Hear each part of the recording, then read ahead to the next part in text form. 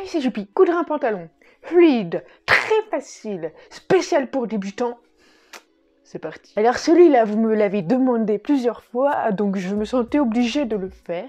Je vais vous expliquer comment ça fonctionne, la base de ce pantalon-là. Ça demande très peu de couture, et ça, je sais que vous allez aimer. Pour le tissu, je vous recommande un tissu fluide. Je vais vous montrer sur une feuille comment ça va fonctionner. Franchement, 11 étangs, c'est super facile. C'est parti. Moi, je vais le faire dans ce tissu. Vous vous en rappelez? Dans ma vidéo, j'ai commandé le tissu. Celui-là, il vient de Loli Shop. Donc, c'est tout simple. Ça,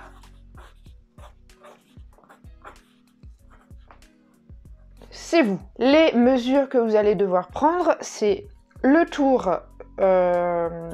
Donc pour ma part, ça va être le tour de hanche, ou le tour de bassin, ou le tour des fesses, c'est comme vous voulez. La partie la plus large, donc si vous avez le ventre qui est plus large que le tour de fesses ou de hanche, il faudra bien sûr prendre le tour de ventre. Voilà, il faut vraiment s'adapter en fonction des morphologies. Ça, c'est la première mesure à prendre. Et ensuite, la deuxième mesure, c'est à partir d'où vous voulez que le pantalon parte. Donc ça peut être à partir de la taille, d'accord ? Donc la taille, elle se trouve plus par là. À partir de la taille ou à partir des hanches, c'est comme vous voulez. Là, c'est au choix. Donc moi, je vais prendre à partir... Donc pas... la taille, elle n'est pas là déjà. Voilà, c'est mieux. Donc je vais prendre à partir de la taille jusqu'aux chevilles, d'accord? Première mesure. Deuxième mesure. Une fois que vous avez pris vos deux mesures là, vous pourrez couper le tissu. Pour le tissu, je vous montre tout de suite, c'est super simple. Vous allez avoir deux grands rectangles. Ça, c'est le haut du tissu. Et ça, c'est le bas du tissu. Dans un premier temps, vous allez avoir ici le tour de bassin. Donc la mesure numéro 1, ici.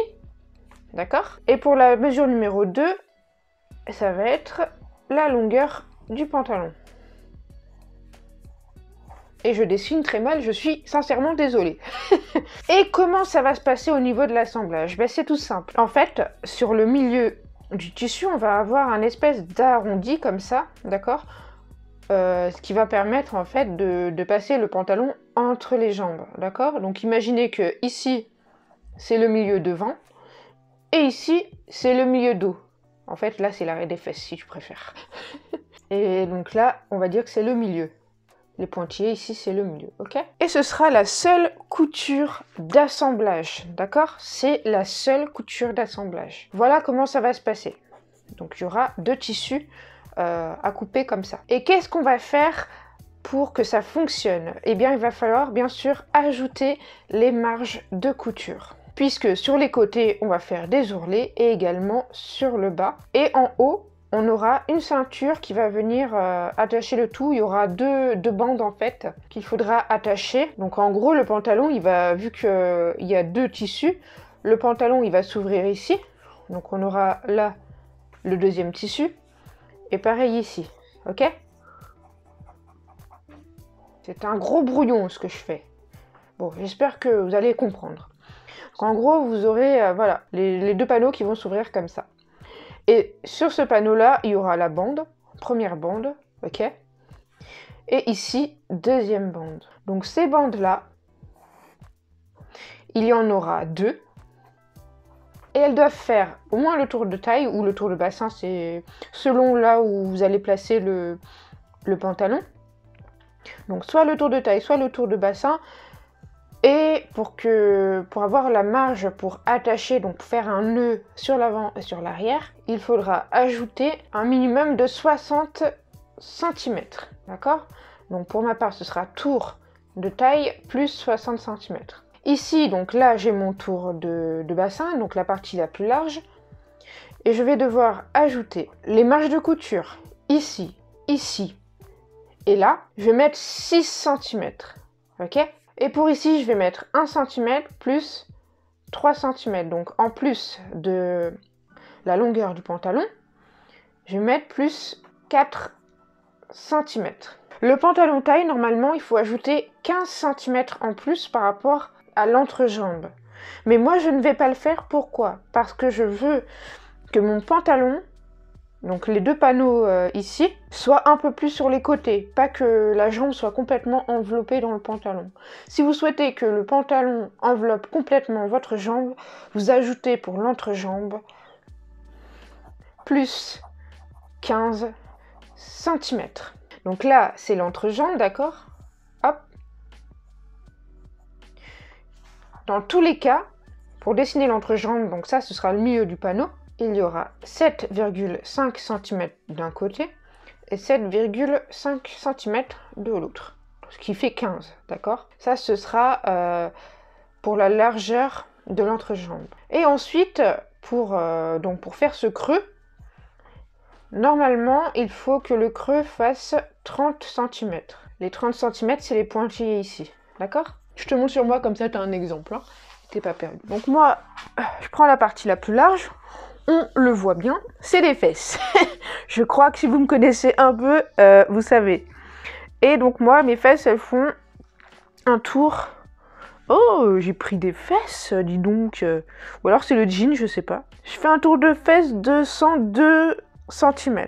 Ensuite, la longueur du pantalon. Moi, je le veux vraiment à partir de la taille, d'accord? Taille haute. Donc, je laisse tomber le mètre ruban. Ma main, je la bloque au-dessus du genou ici, d'accord? En fait, c'est pour pas, quand je vais me baisser pour aller voir en bas, au niveau de la mesure, ça va tout me fausser si je bloque pas le mètre ruban.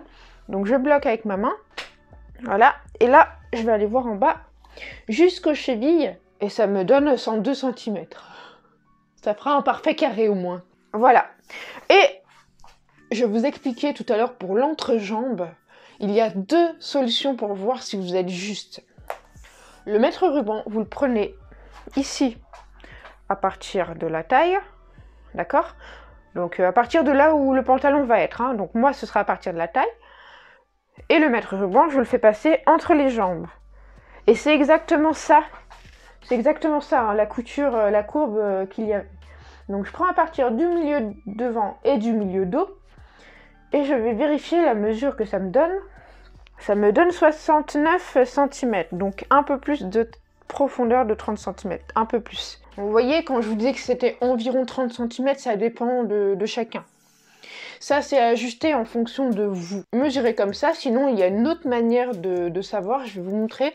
Il va falloir que vous vous asseyez sur une chaise.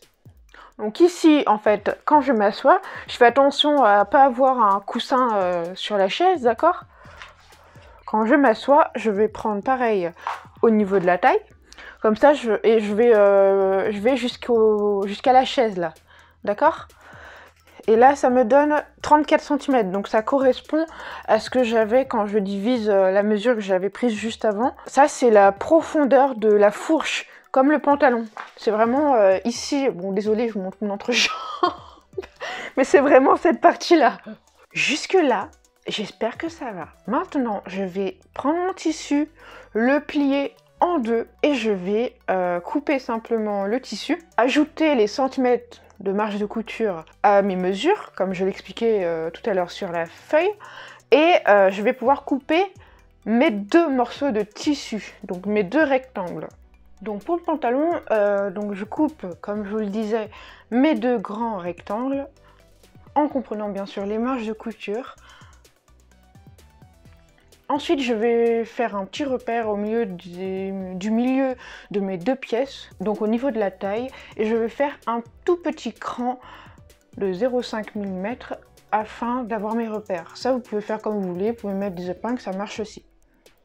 Ensuite, à partir de ce milieu-là, de chaque côté, je place un repère à 7,5 cm. Donc là, je place des épingles, comme ça, j'ai mes deux repères, et je mesure pour ma part 34 cm de profondeur et ensuite je viens découper. Si vous n'êtes pas à l'aise pour l'arrondi, vous pouvez laisser le tissu plié en deux et couper pas un demi-cercle, mais bon, vous m'avez compris, une demi-courbe. Comme ça donnera la même chose à l'identique de chaque côté. Voilà, et une fois que c'est fait, je vais venir couper donc deux bandes. Alors mes deux bandes, je les veux pas trop larges ni trop fines. Sur une largeur de 4 cm, donc 4 et 4, 8, plus 2 cm en plus pour les marges de couture, ça me fait une largeur de 10 cm en tout. Donc 10 cm et puis en fonction pour la longueur, c'est en fonction de votre taille, plus 60 cm. Il faut en couper bien sûr 2 en tout. Maintenant, ça va être tout simple. Il te suffit d'assembler en premier les 2 panneaux, donc l'entrejambe. On va faire un point simple, un point droit, et ensuite on va tout de suite surfiler, comme ça on est tranquille. Surfiler, c'est faire un point zigzag sur le bord du tissu pour éviter que le tissu fasse plein de petits fils et que la couture s'abîme, ou si vous avez une surjeteuse, et bah tant mieux pour vous, je suis jalouse. Et donc, comme je le disais, on vient assembler les côtés à 1 cm du bord. Petit point d'arrêt du début et bien sûr, petit point d'arrêt de la fin. On n'oublie pas, le point d'arrêt c'est super important, sinon la couture ne tient pas. Et c'est un petit problème.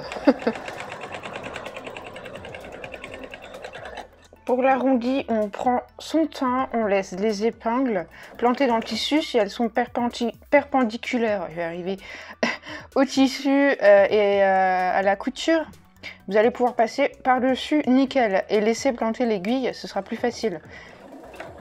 Voilà, et s'il y a besoin, on soulève le pied presseur et puis on replace le tissu.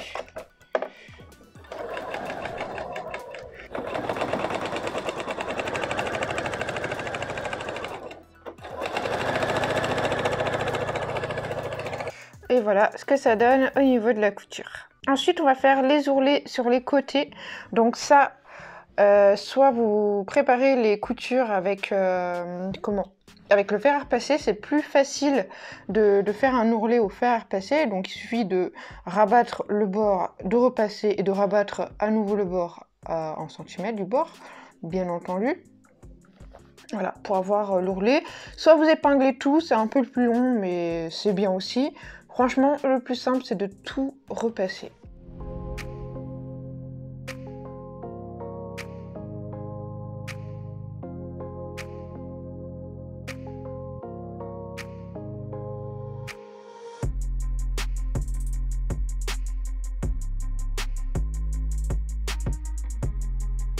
Voilà, une fois que j'ai fait les ourlets des côtés, je fais tout de suite l'ourlet du bas du pantalon du coup, et je fais exactement le même. Vu que mon tissu est ultra fluide, je vais pas m'embêter à faire un ourlet un peu travaillé, je m'en fiche. Je vais vraiment faire un ourlet 1 sur 1 cm et puis voilà. J'ai bien sûr repassé toutes mes finitions, comme ça je suis tranquille, et je vais maintenant repasser mes bandes.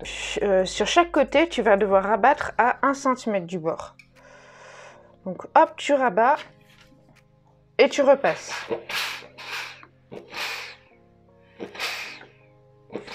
Tu fais bien sûr pareil sur l'autre bord. Donc pour la suite, tu vas devoir marquer le milieu de tes bandes. Donc ça, tu peux faire un petit repère avec soit un petit cran sur la marge de couture, ou alors tu mets simplement une épingle sur le milieu de la bande. Ça suffira, hop, comme repère. Tu fais ça bien sûr avec la deuxième bande. Donc celle-ci, exactement la même chose.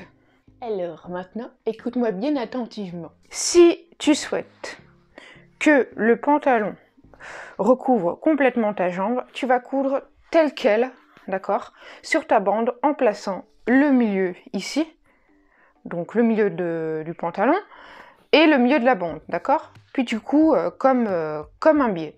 Ou alors, si tu souhaites que ton pantalon, on voie un tout petit peu le côté, d'accord? Je vais te montrer. Donc le but, je vais baisser un peu, voilà. En gros, je t'explique l'idée, mais le but, je vais y arriver. Je galère un peu là. Donc en gros, le but, c'est que sur ta jambe, le pantalon se croise un tout petit peu, d'accord?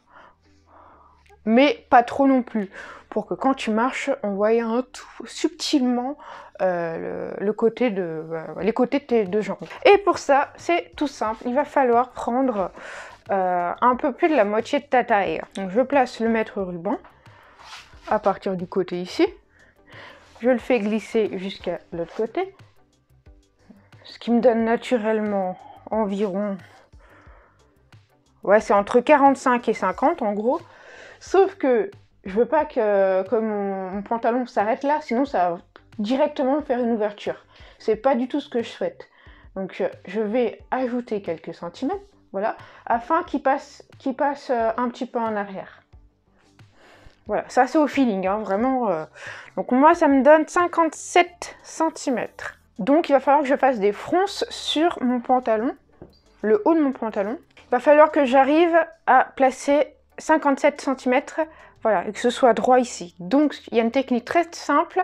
Soit tu peux le faire à la main. C'est pas très compliqué à la main, il suffit de prendre un fil, une aiguille et puis tu fais dessus, dessous, dessus, dessous. Et voilà, c'est réglé. Sinon, je vais te montrer la technique à la machine à coudre. Ça va plus vite. Donc pour que ça fonctionne, il faut que tu modifies les réglages de ta machine. Tu serres à fond la tension de ton fil et tu agrandis à fond les intervalles de l'aiguille. D'accord? Ensuite, au niveau de ton fil, ici, il va pas falloir que tu fasses un point d'arrêt.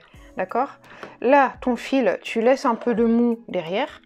Tu places ton tissu, donc la partie à froncer dessous ta machine, à 0,5 cm, ça suffit. Hein.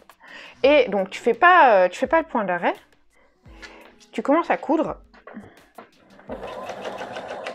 Ah, et tu vas voir que ça va te faire tes fronces tout seul. Là, tu vois, c'est en train de se froncer derrière. Et le fait d'avoir laissé du mou, ça permet d'avoir...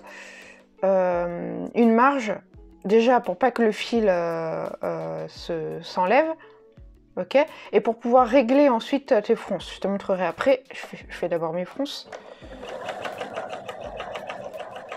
Ouais, c'est super rapide à faire, c'est trop bien comme technique.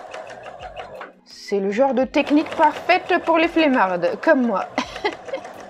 Voilà, donc quand tu arrives au bout, tu arrêtes de coudre, tu fais surtout pas de point d'arrêt, tu tires.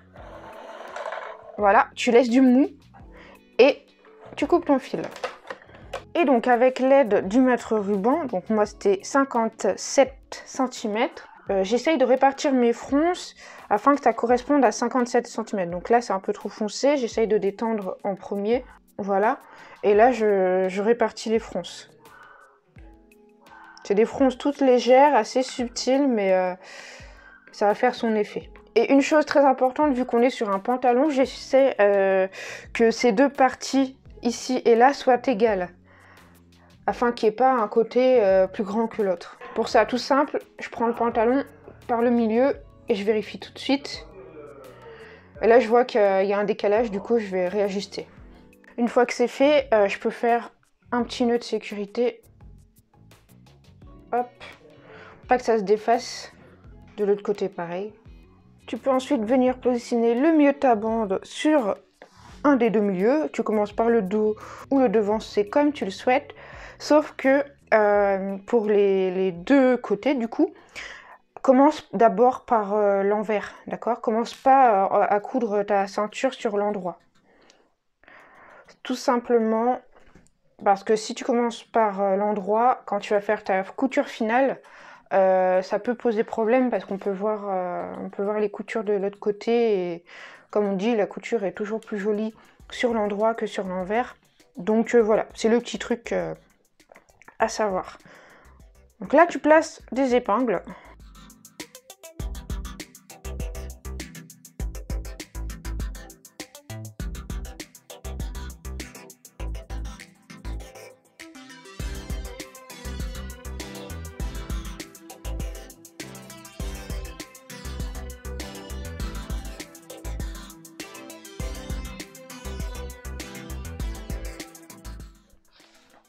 Voilà, tu viens coudre 1 cm du bord ici.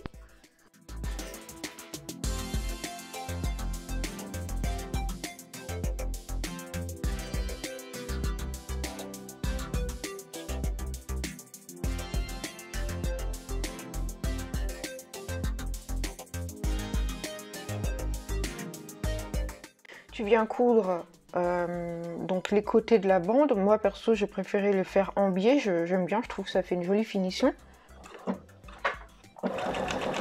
Voilà, tu dégarnis ensuite l'angle. Hop. Et puis tu retournes.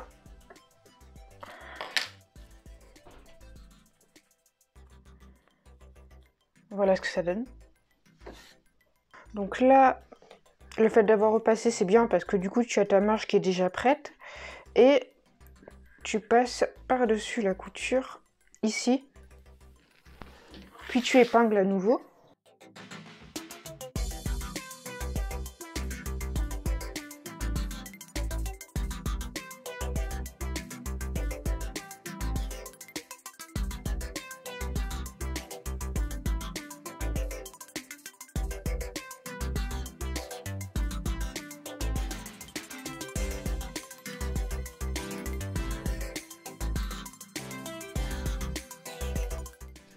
Ensuite, tu vas venir coudre vraiment sur le bord ici, tout le long. Donc tu vas commencer par, en fait, coudre ton angle ici, d'accord? Le bord. Et puis tu vas coudre tout ça, là.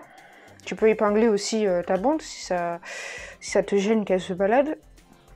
Tu continues ici et puis jusqu'à l'autre extrémité. Et pour l'autre côté du pantalon, ce sera exactement la même chose. Et une fois que tu auras tout cousu, tu auras fini ton pantalon. C'est cool.